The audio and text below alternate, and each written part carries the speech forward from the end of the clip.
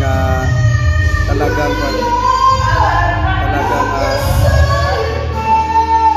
yung kanta talaga to na kuan guys. Ito yung pangbigatin talaga tong kanta. Ito yung grabe itong boses guys. Ito yung pinakasikat dito sa Qatar. Ito yung sikat dito, nanalo ito sa pag-contest dito kaya sa Qatar guys.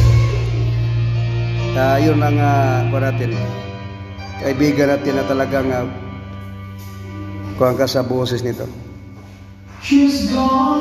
Yun know? Yung mga sinasabi ko nga kuhan. Guys, palike naman tayo dyan. Palike naman tayo. Pa-subscribe naman sa wala pang hindi pa naka-subscribe dyan guys no? Sa ating YouTube channel. Yan.